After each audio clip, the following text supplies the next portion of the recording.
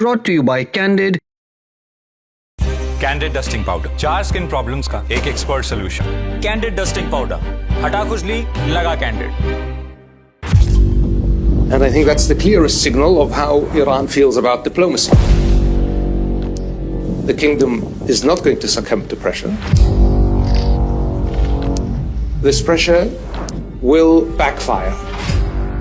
Iran ये बात बखूबी समझ ले कि सऊदी अरब और दूसरे खाड़ी देशों के पास बहुत कैपेसिटी और कैपेबिलिटी है जिसे हम कभी भी इस्तेमाल कर सकते हैं। ये जान लीजिए कि हमारा धैर्य अब टूट रहा है। जिस सटीकता से हमले किए जा रहे हैं उसे देखकर अंदाजा लगाया जा सकता है कि इसकी प्लानिंग बहुत पहले से की गई थी। हम कब डिफेंसिव एक्शन लेंगे इसकी कोई डेडलाइन नहीं बताएंगे क्योंकि हम ईरान को आगाह नहीं करना चाहते, लेकिन उम्मीद है कि ईरान इस बात को समझ ले।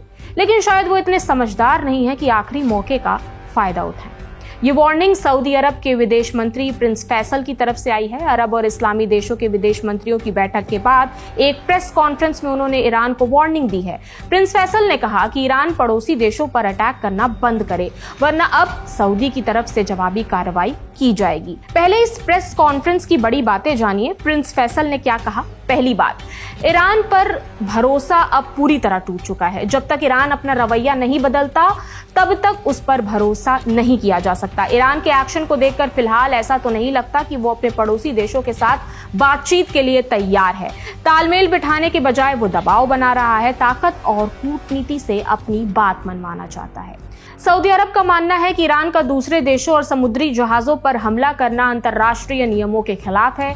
ईरान अपनी सेना के बजाय मिलिशिया का इस्तेमाल करके इलाके में डर और अशांति फैला रहा है। ईरान एक तरफ तो पड़ोसियों पर हमला करता है और दूसरी तरफ उन्हीं से साथ देने की बात करता है। प्रिंस फैसल ने याद दिलाया कि ईरान की हरकतें धार्मिक और नैतिक मूल्यों के भी खिलाफ है। अगर ईरान ने अपनी रणनीति नहीं बदली तो उसे अंतर्राष्ट्रीय स्तर पर भारी कीमत चुकानी पड़ सकती है। ईरान ने 18 मार्च को कतर के रास लफान गैस फैसिलिटी पर और यूएई के हफशान गैस फैसिलिटी पर अटैक किया था।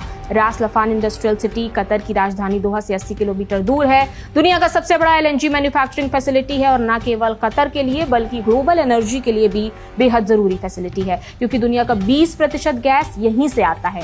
हमले के बाद वहां आग लग गई और काफी नुकसान हुआ है, जिसे काबू करने के लिए तुरंत इमरजेंसी टीमें भेजी गई।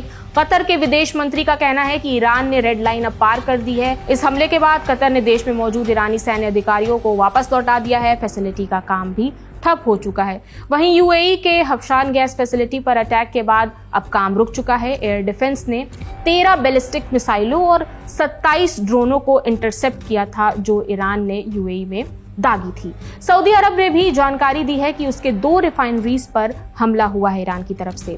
ये हमले ईरान के साउथ पार्ट्स पर अटैक के बाद हुए हैं। ये दुनिया का सबसे बड़ा नेचुरल गैस फील्ड है जो ईरान में है।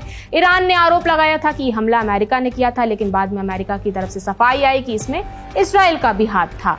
इस हमले के कुछ घंटे बाद ही ईरान ने सऊदी अरब, यूएई और कतर के ऊर्जा ठिकानों पर निशाना बनाया, जिसके बाद तेल की कीमतें उछलकर लगभग $110 प्रति बैरल तक पहुंच गई हैं।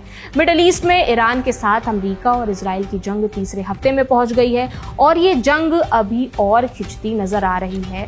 दरअसल अमेरिकी अखबार द वॉशिंगटन पोस्ट की रिपोर्ट के मुताबिक पेंटागन ने ईरान जंग के लिए व्हाइट हाउस से $200 अरब से ज्यादा का बजट मांगा है। रिपोर्ट में बताया गया है कि अब तक इस युद्ध की लागत $11 अरब से ज्यादा हो चुकी है।